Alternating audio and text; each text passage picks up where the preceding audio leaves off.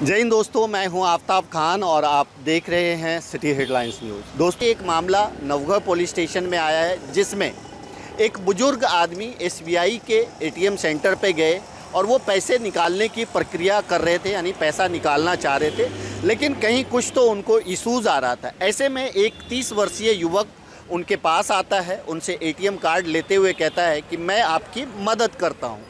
और वो बुजुर्ग को कोई शक नहीं होता, संदेह नहीं होता, वो उन्हें एटीएम कार्ड दे देते हैं। जैसे ही वो एटीएम कार्ड लेता है, हाथ चालाकी से ये 30 वर्षीय युवक एटीएम कार्ड चेंज कर देता है, दूसरा एटीएम कार्ड निकालता है और दूसरा एटीएम कार्ड निकालने के बाद जो है वो एटीएम मशीन में वो कार्ड डालता है। उस बुजुर्ग आदमी से एटीएम का पिन नंबर पूछता है। जब वो बुजुर्ग आदमी एटीएम का पिन नंबर बताते हैं, क्योंकि कार्ड ऑलरेडी इसने चेंज कर दिया था, तो जब वो इन पिन नंबर दबाया जाता है तो इनवैलिड पिन बताया जाता है।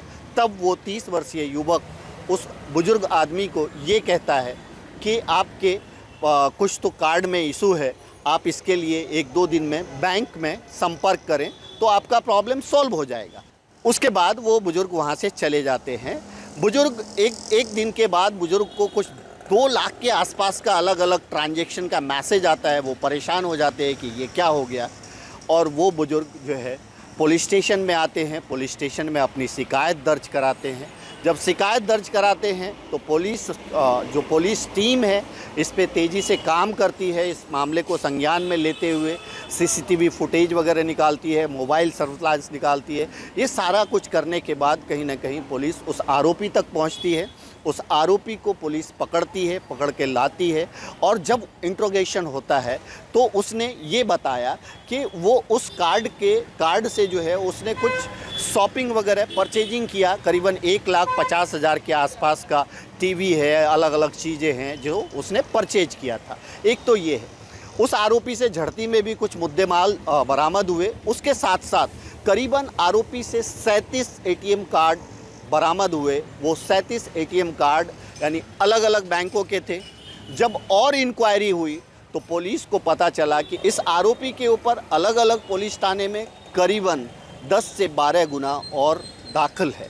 तो दोस्तों, कहने का मतलब ये है कि आप अगर एटीएम सेंटर जाते हैं और आपको अगर कोई तकलीफ़ भी होती है, कोई इशू भी होती है, तो किसी अनजान आदमी से इसकी मदद ना ले, क्योंकि वो अनजान आदमी के रूप में कोई ठग भी हो सकता है।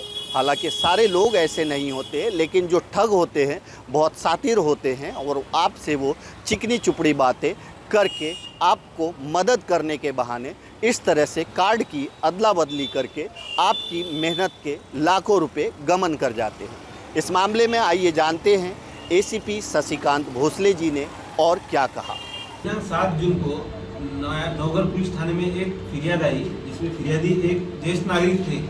उनका कहना था कि जब वह कुछ दिन पहले भाईंदर ईस्ट स्टेशन में एक एटीएम में एसबीआई के उनके कार्ड के आधार पैसे निकालने के लिए गए, तब उनको थोड़ा सा ज्येष्ठ नागरिक होने की वजह से वो एटीएम मशीन हैंडल करने में थोड़ा दिक्कत आ रही थी। तो तभी पीछे का आदमी आके उनको बोला कि मैं मदद करता हूँ अंकल। ऐसा बोल के जब उसने मदद करने के लिए उनका एटीएम कार्ड खुद होके उनसे हाथ से लिया, तो बुजुर्ग होने के कारण इन्होंने ज़्यादा विरोध न करते हुए उनके कार्ड एटीएम दे दिया। लेकिन वह आरोपी ने हाथ चालाकी से जो एटीएम लिया था वो उसके जेब में कर दिया, और सेम उसी तरह का एसबी का एटीएम वहाँ पे खुद की जेब से दूसरा वाला निकाला। फिर वो दूसरा वाला एटीएम मशीन में डालने के बाद जो ज्येष्ठ नागरिक थे फिरियादी, उनको बोला कि आपका पिन कोड बताओ। तो उन्होंने विश्वास से उनको पिन कोड बताया, लेकिन एटीएम बदलने की वजह से एटीएम और पिन कोड मैच न होने की वजह से वो ट्रांजैक्शन फेल दिखाने के बाद उन्होंने बुजुर्ग आदमी को कहा कि आपका कुछ तो भी इशू है टेक्निकल, आप बैंक में वेरीफाई करो 1-2 दिन में। उसके बाद वहाँ जब वो बुजुर्ग निकल के गए वहाँ से, तब 2-3 दिन बाद उनको ऐसा ध्यान में आया, क्योंकि उनको मैसेज और जो बैंक डिटेल्स प्राप्त हुए कि ये 2-3 दिनों में उनके अकाउंट से लगभग 2,06,185 रुपये का ट्रांजैक्शन हुआ। इसकी तकरार हुआ 7 जून को नवगढ़ पुलिस स्टेशन में करने के बाद ज्येष्ठ नागरिक और लगभग 2 लाख रुपए की ठगी के कारण इस गंभीरता से देखते हुए हमारे नवगढ़ पुलिस स्टेशन के वरिष्ठ पुलिस निरीक्षक मिलिंद देसाई, साथ ही साथ उनके हमारे गुन्हे प्रतिकरण शाखे के एपीआई योगेश काळे, उनके सहकारी अभिजीत लांडे, इन्होंने जो इन्वेस्टिगेशन है थोड़ा सा फास्ट ट्रैक पर फास्ट मोड पे लाया, क्योंकि पहले 2-3 दिन हो गए थे, 2 लाख के आप करीब ठगी हो चुकी थी। फिर एटीएम का सीसीटीवी और घटनास्थल का सीसीटीवी देखने के बाद यह देखा कि आरोपी चालाक है, उसका चेहरा साथ ही साथ पहराव इस तरह से रखा था कि चेहरा ना ध्यान में आए। फिर भी हमारे अधिकारियों ने और अमलदारों ने प्रयत्न की शिकस्त करते हुए आरोपी का रहने का ठिकान मालूम निकाला, और जब आरोपी को हिरासत में लिया तब उसने इस गुने की कबूली दी। साथ ही साथ तब यह ध्यान में भी आया कि इसी ने नवगढ़ पुलिस स्टेशन के आदमी और एक गुना किया है, और आरोपी ने इस ठगी के पैसे से लगभग 1,55,460 रुपए के टीवी, फैन, कपड़े, बैग्स और शूज ऐसा कुछ साहित्य खरीदी किया था। इस गुना के पैसों के आधारे और एटीएम कार्ड के आधारे वो खरीदा था, इसलिए वो जब्त कर लिया गया है। और तहकीकात करने के बाद यह सामने आया कि इस आरोपी के ऊपर थाना न्यू बॉम्बे हमारे आजू बाजू के परिसर में लगभग 12 गुने पहले से ही दाखिल है। इस आरोपी की जब सर्च ली गई, उसकी अंग झड़ती, साथ ही साथ उसका हाउस सर्च लिया गया, तो लगभग उसके पास से 37 अलग अलग बैंक के एटीएम कार्ड मिले। मतलब इसने कम से कम इतने 37 लोगों को ठगा है।